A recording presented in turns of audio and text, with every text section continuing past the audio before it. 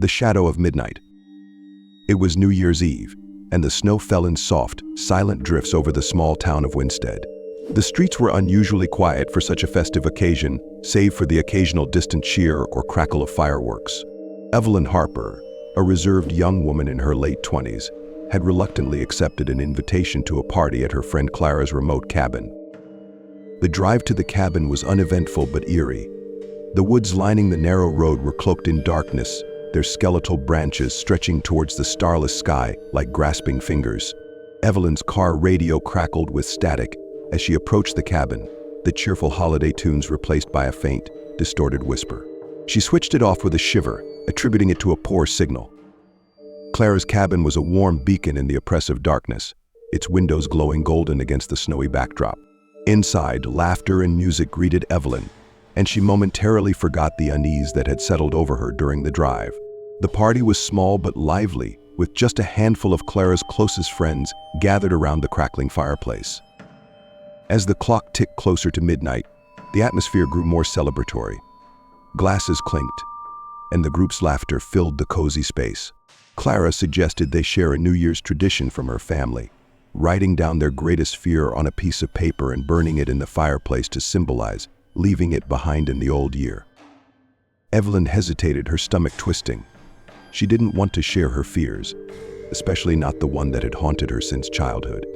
But under Clara's encouraging gaze, she reluctantly scribbled a single word on her slip of paper: shadow. She folded it tightly and threw it into the fire with the others, watching as the flames consumed her secret. "What's the shadow?" a voice asked, startling her. She turned to see one of Clara's friends, a wiry man named Peter, looking at her curiously. Evelyn forced a smile and shrugged. "Just something from when I was a kid," she replied, but her hands trembled as she took a sip of her drink. By midnight, the mood had shifted. The group gathered outside to watch the fireworks, their cheers echoing through the forest. Evelyn lingered near the cabin door, her unease growing. The air felt wrong, heavy and electric, as though something unseen lurked just beyond the tree line. "Hey, are you okay?" Clara asked, appearing at her side. "Yeah, just tired," Evelyn lied, forcing another smile. Clara nodded and returned to the group, leaving Evelyn alone. The fireworks painted the sky in bursts of color, but Evelyn couldn't shake the feeling of being watched. She turned back towards the cabin. And that's when she saw it, a shadow darker than the night itself, moving among the trees. It was formless yet deliberate, its presence radiating a cold malice that made her skin crawl. She blinked, and it was gone. Telling herself it was a trick of the light, she hurried back inside. But the unease followed her, growing stronger with each passing moment. The others soon joined her, their laughter ringing hollow in her ears. "Let's play a game," Clara suggested, pulling out an old board Evelyn recognized immediately. "A spirit board, really?" Peter teased, but Clara grinned mischievously. "Why not? It's New Year's Eve, let's see what the spirits have to say about the year ahead." Evelyn wanted to protest but didn't want to seem like a killjoy. Reluctantly, she joined the group around the board.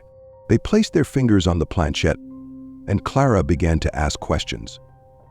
At first, nothing happened, and they laughed nervously, accusing one another of not taking it seriously. But then the planchette moved. "Who are we speaking to?" Clara asked, her voice trembling slightly.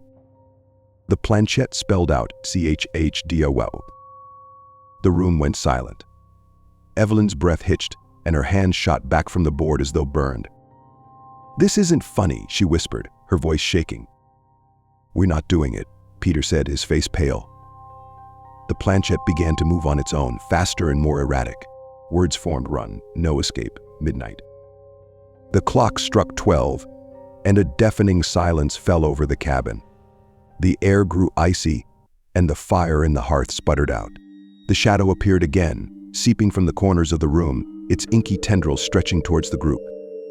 Screams filled the cabin as the shadow enveloped them, its presence suffocating and cold. Evelyn tried to run, but the door wouldn't budge. The others were frozen in place, their faces twisted in terror as the shadow consumed them one by one. When Evelyn awoke, the cabin was empty. The fire roared in the hearth as if nothing had happened, and the clock on the wall read 11:59 p.m. The others were gone, their belongings untouched. She stumbled outside, her breath visible in the freezing air. The woods were silent, the snow pristine except for a single set of footprints leading away from the cabin. She followed them, desperate for answers. The tracks led her deep into the forest where she found a clearing. At its center stood an old, crumbling stone altar. A single word was carved into its surface: shadow. A low whisper filled the air, growing louder until it was a deafening roar. Evelyn's vision blurred, and the world around her dissolved into darkness. When she opened her eyes, she was back in her car, parked outside Clara's cabin. The clock on the dashboard read 10 p.m. The invitation to the party lay on the passenger seat, untouched. Trembling, she turned the car around and sped away, vowing never to return. But as she glanced in the rearview mirror, she saw it, the shadow, following her, its inky form stretching across the snow. Evelyn never made it home that night. Her car was found abandoned on the side of the road, the interior coated in frost. Of Evelyn, there was no sign, except for a single word scratched into the windshield: shadow. The midnight train. New Year's Eve in London was always a spectacle. The city's streets overflowed with people ready to bid farewell to the old year and welcome the new. Amid the celebrations, Alex, a weary journalist in his early 30s, decided to escape the chaos and take the last train to visit his family in the countryside. The station was eerily quiet for New Year's Eve, a stark contrast to the bustling city streets above. Alex glanced at the departure board, the Midnight Express to Norwood Junction, an unusual name for a train he had never heard of before. The train, sleek and black, seemed out of place among the aging carriages at the platform. Its windows glowed faintly, but no passengers were visible inside. With a shrug, Alex boarded, finding himself in an empty, dimly lit carriage. The seats were plush but oddly cold, as if no one had used them in decades.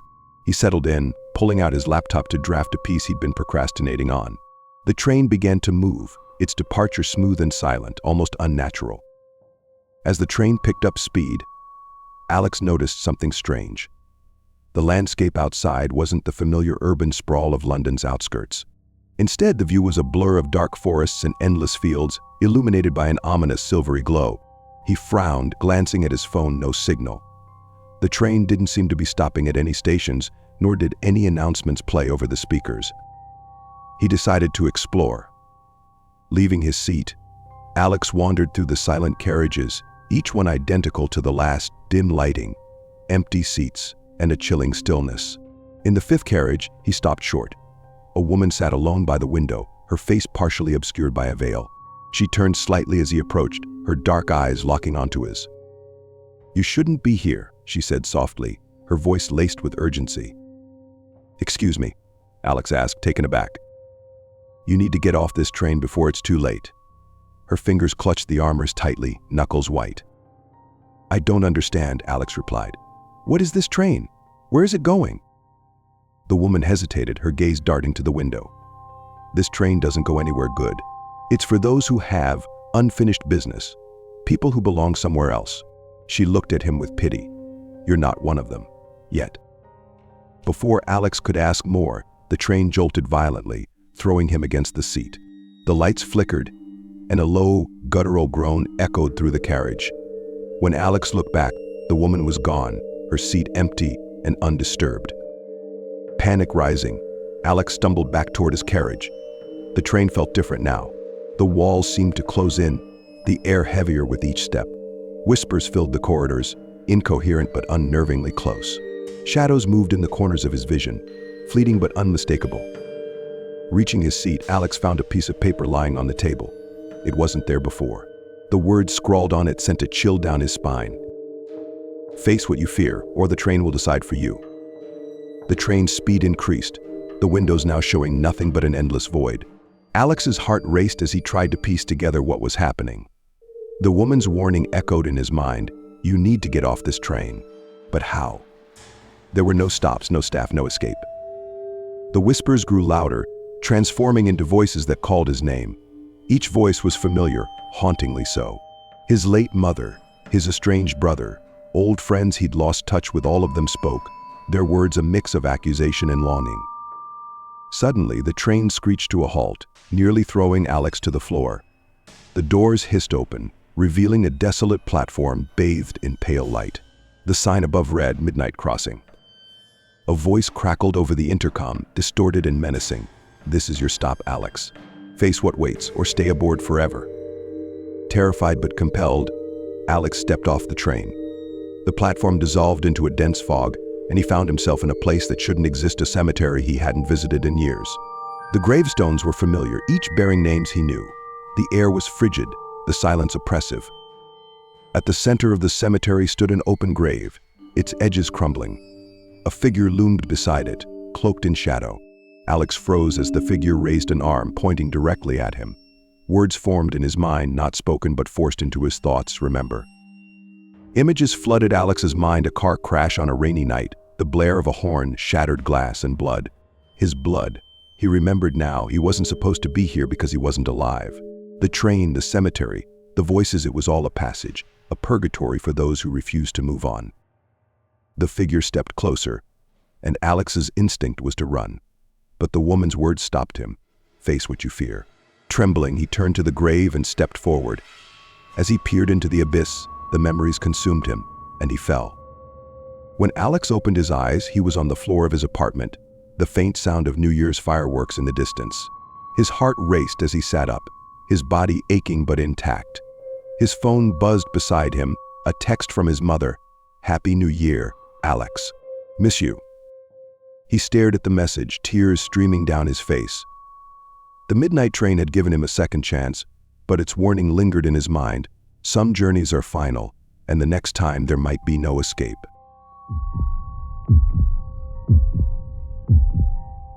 Reflections at Midnight. The small antique shop on the corner of Maple Street was one of those places you'd only notice if you were looking for it. Its faded sign, "Timeless Treasures," hung askew, and the dusty window displays hinted at decades of forgotten relics. It was here, on New Year's Eve, that Sophia stumbled upon the mirror. Sophia had always been drawn to the mysterious. At 26, her life felt stagnant, a dull routine of work and solitude. On a whim, she decided to spend the last day of the year exploring the lesser-known corners of the city, hoping to find inspiration for her resolutions. The mirror, tucked into the back of the shop, caught her attention immediately. It was massive, with an ornate, tarnished frame of swirling silver vines and roses. The glass was pristine, almost unnaturally so, reflecting her image with unsettling clarity. Yet there was something off about it. The reflection seemed slightly delayed, as if the glass was processing her movements a fraction of a second too late. "Beautiful, isn't it?" The shopkeeper's voice startled her. He was an elderly man with a crooked smile and eyes that seemed to know too much. "It's stunning," Sophia admitted. "How much is it?" The man's smile widened. "For you, my dear, only $50. A New Year's special." Sophia hesitated, but the mirror's allure was too strong to resist. She handed over the cash and arranged for it to be delivered to her apartment later that evening. By the time the mirror arrived, the sun had set, and the city was alive with the buzz of New Year's celebrations. Sophia positioned it in her living room, leaning it against the wall opposite her couch. It transformed the space, making her small apartment feel grander, more elegant. She poured herself a glass of wine and settled onto the couch, watching the countdown on TV. At first, the mirror seemed like any other, but as the minutes ticked closer to midnight, Sophia began to notice strange things. Shadows flitted across its surface, though nothing in her apartment moved. Her reflection felt wrong, as if the person staring back wasn't entirely her. At 11:50 p.m., the power went out. The TV flickered off, plunging the room into darkness, save for the pale moonlight streaming through the window. Sophia's heart pounded as she reached for her phone, using its flashlight to illuminate the room. The mirror's surface shimmered unnaturally in the beam of light. And then her reflection smiled. Sophia froze. She hadn't moved, she was sure of it. Her hand holding the phone trembled as she stared at the glass. Her reflection's grin widened, revealing impossibly sharp teeth. "Hello, Sophia," it whispered, though her lips hadn't moved. Panic surged through her. She turned away from the mirror, fumbling for her keys and coat. But as she reached the door, her reflection's voice echoed through the room, chilling and playful. "You can't leave, Sophia. Not now. Not ever." She turned back to face the mirror, her breath hitching. Her reflection was no longer seated on the couch, but standing just on the other side of the glass, as if the mirror were a window. The figure raised a hand and pressed it against the inside of the glass. Sophia's own hand lifted involuntarily, mimicking the gesture. "Let's trade places," the reflection purred. "No," Sophia whispered, shaking her head. Her body felt heavy, her movements sluggish, as though an invisible force was pulling her towards the mirror. She struggled, but her feet shuffled forward against her will. The room grew colder with each step. Frost began to creep along the edges of the mirror, and the figure on the other side grew more distinct. It wasn't entirely her. Its eyes were darker, its skin paler, and its smile far too wide.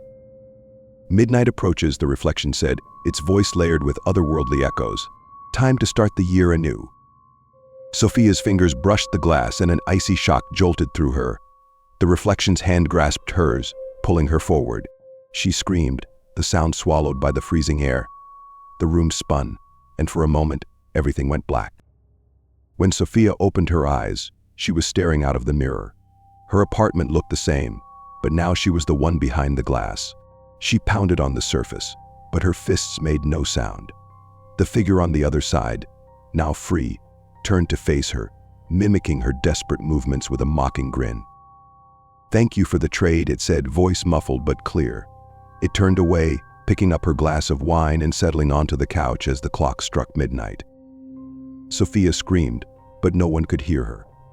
She was trapped, a prisoner of her own reflection, doomed to watch as the imposter lived her life. In the weeks that followed, her friends and co-workers noticed a change in Sophia. She was sharper, more confident, but there was something unsettling about her, a coldness in her gaze, a cruel edge to her smile. No one knew the truth, that the real Sophia was still inside the mirror, her silent pleas for help ignored as the new year marched on. And in the antique shop on Maple Street, the crooked shopkeeper placed another mirror in the window display, its surface shimmering with dark potential, waiting for the next unwitting for to take it home.